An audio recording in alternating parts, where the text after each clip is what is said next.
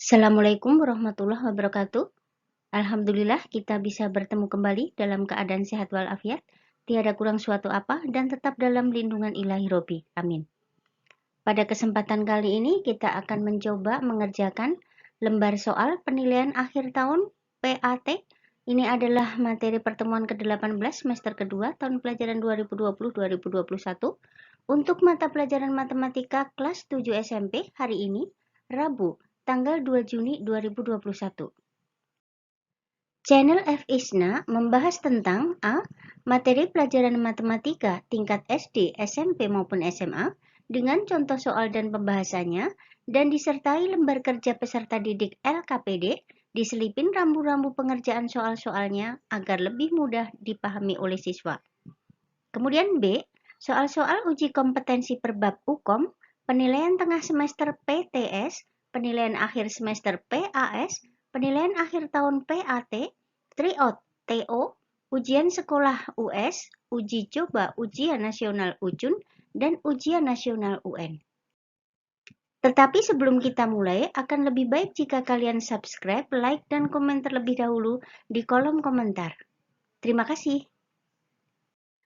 Penilaian akhir tahun ini terdiri dari 35 soal pilihan ganda. Nah, petunjuk pengerjaan soal: 1. Tulis nama lengkap dan kelas kalian di file Excel yang sudah disediakan. Kedua, tulis dengan huruf kapital A, B, C, atau D yang kalian anggap benar pada kotak jawaban di file Excel tersebut. Soal nomor 1. Hasil dari negatif 3 pangkat 5 ditambah negatif 3 pangkat 4 ditambah negatif 3 pangkat 3 ditambah negatif 3 pangkat 2 ditambah negatif 3 pangkat 1 ditambah negatif 3 pangkat 0 adalah, oke, kalian bisa hitung terlebih dahulu masing-masing bilangan yang dipangkatkan, baru dijumlahkan. Oke. Soal nomor 2. Rasio waktu yang diluangkan Karina untuk mengerjakan tugas matematika terhadap tugas IPA adalah 5:4. Jika dia meluangkan waktunya 40 menit untuk menyelesaikan tugas matematika, maka berapa waktu yang dia luangkan untuk menyelesaikan tugas IPA? Oke, berarti kalian pakai perbandingan dulu. Matematika banding IPA sama dengan 5:4. Kemudian yang untuk matematika berarti diganti dengan 40 menit.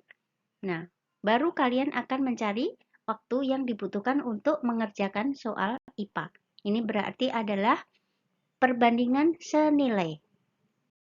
Soal nomor 3. Pada peta dengan skala 1:450, sebuah lapangan berbentuk persegi panjang tergambar dalam ukuran 8 cm kali 6 cm. Luas lapangan tersebut sebenarnya adalah, oke, karena skalanya sudah tahu, berarti kita sudah tahu panjang di gambarnya berapa, tinggal dikalikan dengan skalanya atau M-nya. Kemudian lebarnya juga, baru kalian kalikan panjang kali lebar, itu adalah luasnya. Oke. Soal nomor 4. Sebuah mesin di suatu pabrik minuman mampu memasang tutup botol untuk 14 botol dalam waktu 84 detik. Banyak botol yang dapat ditutup oleh mesin dalam waktu 2 menit adalah, oke, berarti ini adalah perbandingan senilai juga. Kalau dalam waktu 84 detik bisa menutup botol sebanyak 14 botol, nah dalam waktu 2 menit bisa menutup berapa botol? Oke, berarti kalian ubah yang menit ke detik. Oke, silahkan dihitung. Oke, soal nomor 5. Di antara perbandingan di bawah ini, yang merupakan perbandingan senilai dengan 3:8 adalah, oke, kalian cari yang senilai dengan 3:8. Misalnya nomor A, kalian samakan satuannya dulu. Kira-kira senilai tidak dengan 3:8. Kemudian yang B juga, C dan D juga disamakan satuannya. Soal nomor 6. Jika A banding B sama dengan 3:4, maka 6A ditambah B berbanding dengan 4A ditambah 5B nilainya adalah, oke, paling gampang kalian ubah dulu.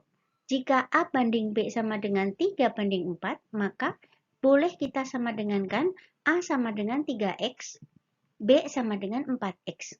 Kemudian kalian substitusi ke dalam 6A ditambah B dibagi 4A ditambah 5B. Nanti akan ketemu perbandingannya. Oke? Soal nomor 7.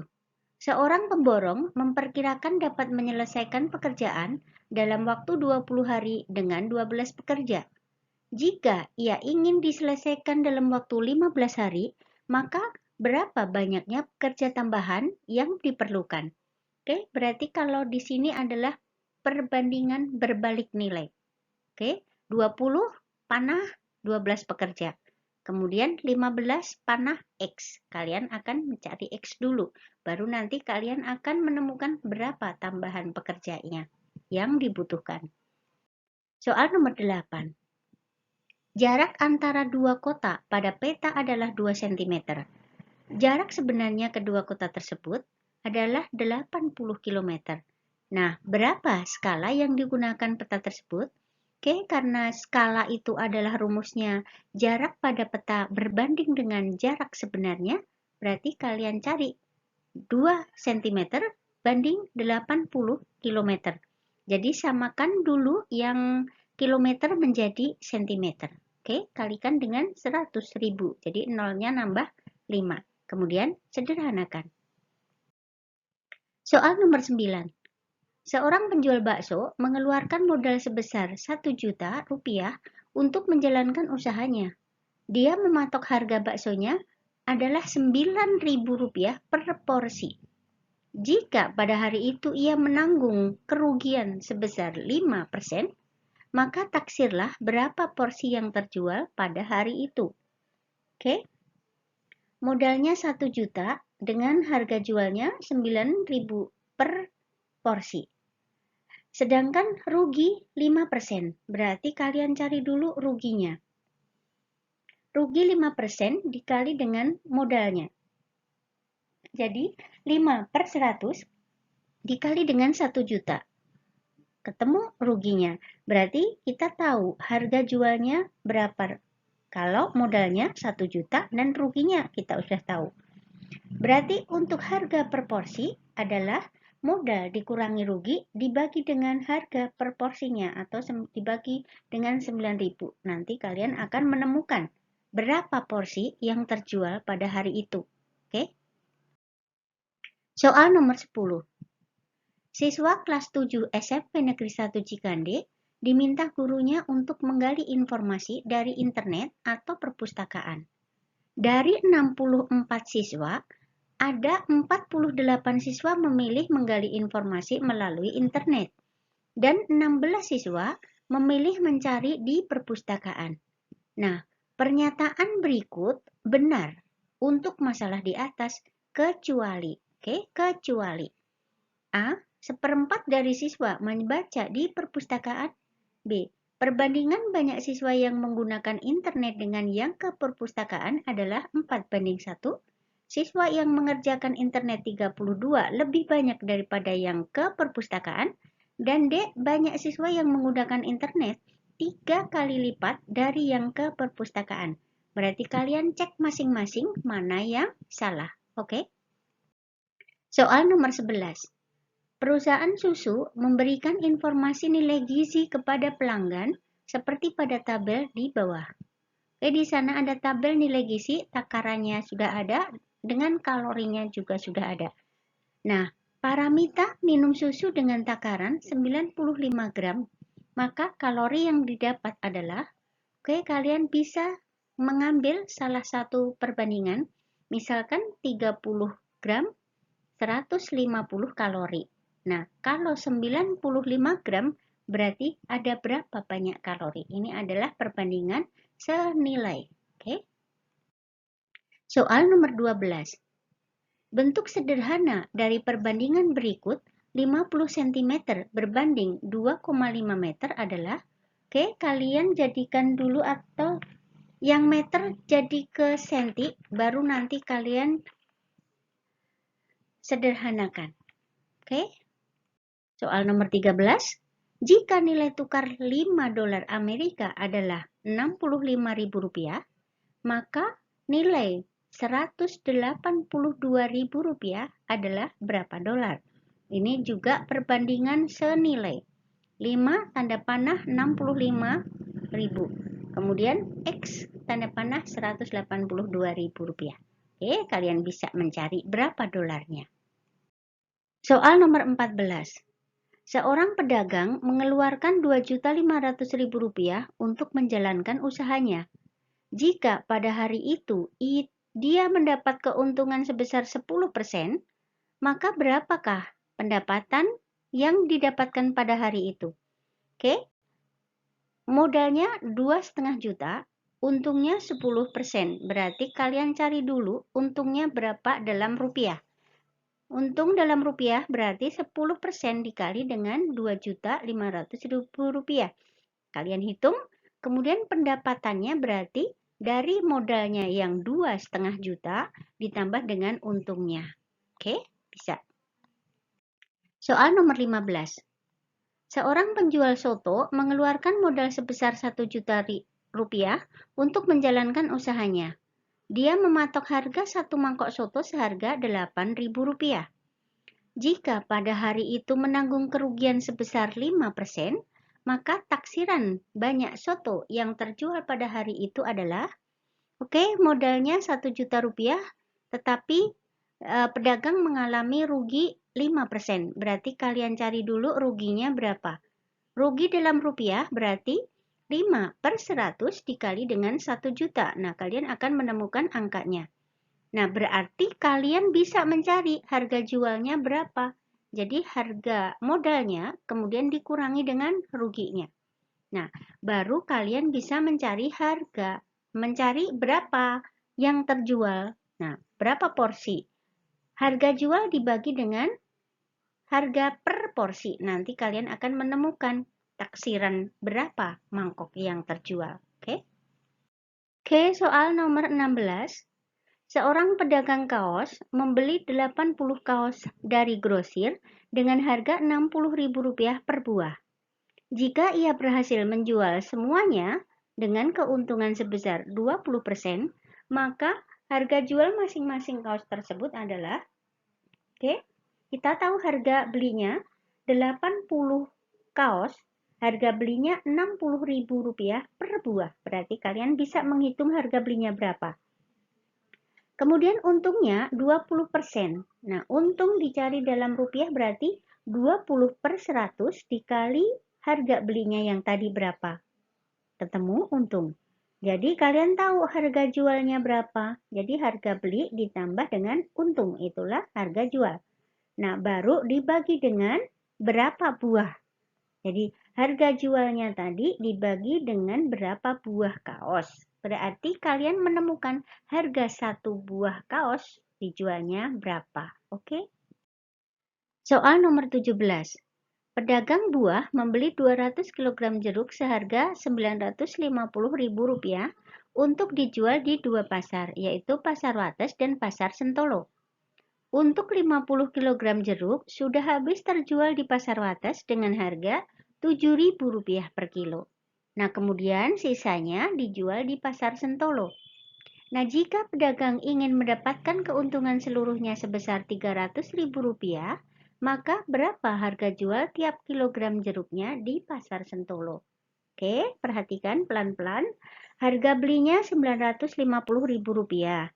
Kemudian harga jual di Pasar Wates itu adalah 50 kg jeruk dengan 1 kilogramnya harganya Rp7.000. Berarti kalian tahu harga jualnya di Pasar Wates udah dapat berapa. Nah, kemudian si pedagang ingin mendapat keuntungan Rp300.000. Berarti tadi sisa yang Rp950.000 sudah mendapat Rp350.000.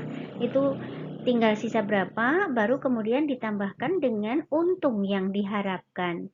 Kemudian dibagi dengan banyaknya jeruk yang belum dijual atau yang belum dijual di Pasar Wates. Berarti Pasar Sentolonya tinggal berapa?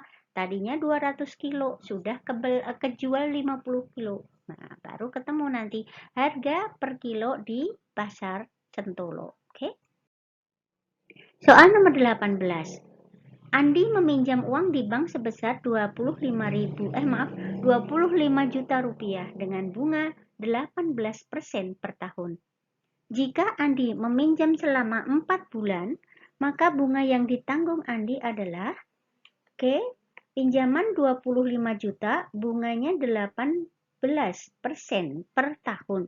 Berarti kalian cari bunganya dengan rumusnya B per 12, B-nya berapa bulan, per 12 bulan, dikali persentasenya, kemudian dikali dengan pinjamannya, 25 juta rupiah. Silahkan dihitung. Oke. Soal nomor 19. Sudut yang besarnya 3/5 putaran penuh termasuk jenis sudut, lancip, refleks, tumpul, dan lurus. Oke. Kalian cari dulu besar sudutnya berapa. 3/5 putaran penuh, berarti putaran penuh itu adalah 360 derajat. Kalian cari sudutnya derajat, kalian tahu lancip seberapa, refleks berapa, tumpul berapa, dan lurus berapa. Oke. Soal nomor 20, perhatikan gambar berikut. Besar sudut CEB pada gambar di bawah adalah, karena di sini adalah sudut lurus, AEB sudut lurus, berarti jumlah ketiga sudutnya itu 180 derajat. Artinya 20 derajat ditambah 5A ditambah 15 derajat ditambah lagi 4A ditambah 10 derajat sama dengan 180 derajat. Nanti kalian jumlahkan A-nya dan bilangannya. Baru nanti bilangannya dioper ke kanan. Oke, nanti ketemu A. Setelah ketemu A, kalian bisa mencari sudut CEB. CEB itu adalah 4A ditambah 10. Berarti A-nya tadi kalian gantikan. Kalian masukkan ke 4A ditambah 10. Oke. Soal nomor 21. Pada gambar di bawah ini, pasangan sudut yang jumlahnya 180 derajat adalah, perhatikan di sini adalah ada 2 garis sejajar yang dipotong oleh 1 garis. Berarti kalian harus tahu mana yang sama besar, mana yang jumlahnya 180. Oke. Soal nomor 22. Perhatikan gambar berikut.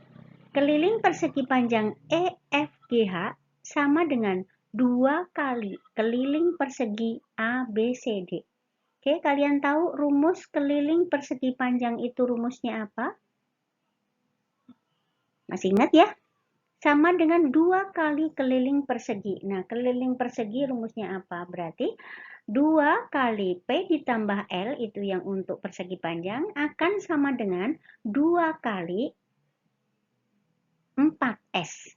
S itu adalah sisi persegi. Nah, nanti kalian akan menemukan berapa S-nya atau sisi perseginya. Soal nomor 23. Perhatikan gambar di bawah. Nilai X dan besar sudut EDG adalah, perhatikan, kalian tahu nilai X-nya itu dapat dari mana? Nah, sudut ABC akan sama dengan sudut EJF karena dia adalah sehadap. Berarti 2X ditambah 10 sama dengan X ditambah 25. Nanti kalian akan menemukan nilai X. Nah, setelah kalian menemukan nilai X, besar sudut EDG itu juga sama dengan besar sudut ECF. Berarti kalian gantikan nilai X-nya kemudian ditambah 25. Oke, ketemu. Soal nomor 24. Perhatikan gambar. Jika luas persegi ABCD adalah 144 cm persegi dan EGH masing-masing titik tengah AD, DC, dan AB seperti pada gambar berikut. Nah, tentukan luas trapesium CFEG yang diarsir. Oke, berarti kalian bisa mencari karena luas persegi sudah ada, kemudian EHG itu adalah titik tengah sisi, titik tengah, berarti kalian bisa mencari luas segitiga AEH, luas segitiga EDG, dan luas segitiga ABC. Berarti luas persegi ABCD dikurangi dengan ketiga luas segitiga tersebut. Oke? Perhatikan gambar, soal nomor 25. Perhatikan gambar berikut ini.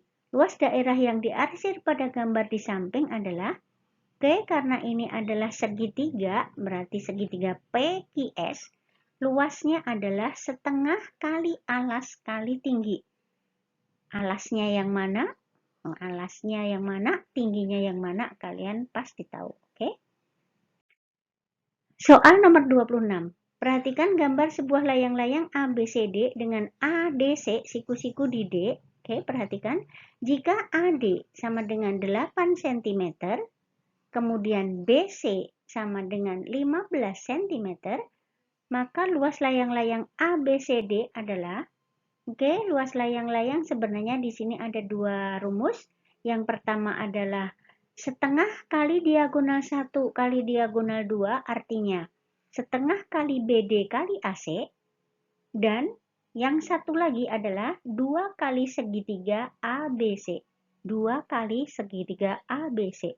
Nah, karena sini yang diketahui adalah panjang sisinya, berarti kalian bisa pakai rumus yang kedua. 2 kali segitiga ABC. Oke? Oke, soal nomor 27. Kebun Paman Budi berbentuk persegi panjang berukuran 50 meter kali 35 meter.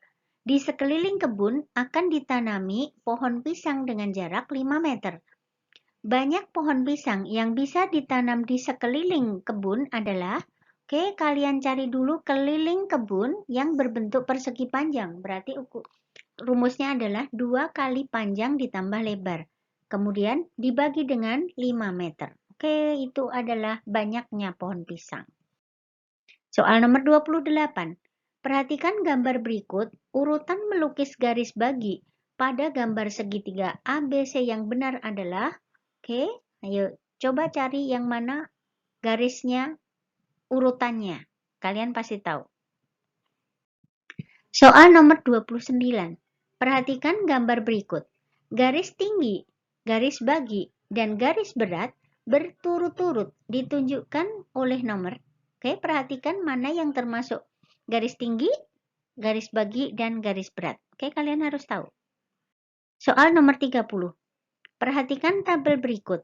Jumlah siswa terbanyak pada tabel di bawah ini adalah, kelasnya. Berarti kalian cari dulu, kelas 7A ada berapa siswa, 7B berapa, 7C berapa, 7D berapa, dan 7E berapa.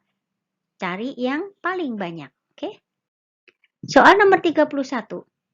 Rasio dari dua bilangan adalah 3:4. Jika masing-masing bilangan ditambah 2, rasionya menjadi 7:9. Maka berapa hasil kali kedua bilangan tersebut? Coba kalian misalkan bilangannya adalah A dan B. A banding B sama dengan 3:4. Nah, jika A ditambah 2 per atau banding B ditambah 2, maka rasionya 7:9. Kalian bisa nanti diganti.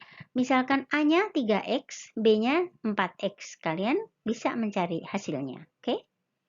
Soal nomor 32. Sebanyak 40 orang akan menyelesaikan pekerjaan dalam waktu 50 hari. Namun setelah 20 hari bekerja, pekerjaan terhenti 40 hari. Nah, jika ingin menyelesaikan pekerjaan tepat waktu, berapa banyak tambahan pekerjanya? 40 orang dalam waktu 50 hari. Kemudian karena sudah bekerja atau 20 hari, berarti tinggal berapa hari sisanya, itu dalam 40 orang atau 40 orang dalam waktu berapa hari, kemudian terhenti 10 hari, berarti tinggal berapa hari lagi. Nah, nanti kalian akan menemukan pekerja. Ini adalah perbandingan berbalik nilai. Soal nomor 33. Pak Budi meminjam uang di sebuah bank sebesar Rp800.000. Uang pinjaman tersebut berbunga menjadi Rp1.040.000. Nah, jika bunga yang ditetapkan bank sebesar 18% per tahun, maka berapa bulan Pak Budi meminjam uangnya? Pinjamannya Rp800.000, kemudian pinjaman akhirnya atau pinjaman menjadi Rp1.040.000. Berarti kalian udah tahu bunganya berapa. Oke. Nah, bunga itu rumusnya adalah B per 12 kali 18% dikali pinjamannya berapa. Nah, nanti kalian akan menemukan berapa bulannya. Oke. Soal nomor 34. Diketahui keliling segitiga ABC adalah 53 cm. Nah, panjang sisi AB sama dengan BC. Ini berarti sisi segitiga sama kaki. Kemudian panjang AC sama dengan X cm, sedangkan AB sama dengan 2X dikurangi 6 cm. Nah, maka ukuran sisi segitiga ABC tersebut adalah, oke, kalian cari, berarti kalau kelilingnya adalah 53, berarti AB ditambah BC ditambah AC sama dengan 53. Nah, nanti kalian akan mengetahui nilai X-nya berapa. Nah, setelah nilai X-nya berapa tahu, kalian akan mendapatkan sisi-sisi segitiga tersebut semuanya. Oke? Soal nomor 35. Selisih terbanyak antara penduduk laki-laki dengan perempuan dari tabel di bawah ini adalah di desa Campurjo, Ngadirejo, Kartorejo, dan Bumirejo. Oke, berarti kalian mencari dulu selisih di Campurjo itu adalah laki-laki dan perempuannya itu berapa selisihnya. Di semuanya kalian cari dulu, baru kalian bisa menentukan di kampung atau di desa mana yang selisihnya lebih banyak atau terbanyak. Oke, silahkan kerjakan soal tersebut penilaian akhir setahun di file yang disediakan dan kirim langsung via WA Ibu. Oke, ingat, seluruh siswa wajib mengerjakan dan mengumpulkan tugas tanpa terkecuali. Oke? Terima kasih atas perhatiannya, selamat mengerjakan, sukses buat kalian semua dan jangan lupa supportnya dengan tekan tombol subscribe, like, dan komen di kolom komentar. Oke, terima kasih dan Assalamualaikum warahmatullahi wabarakatuh. Bye-bye.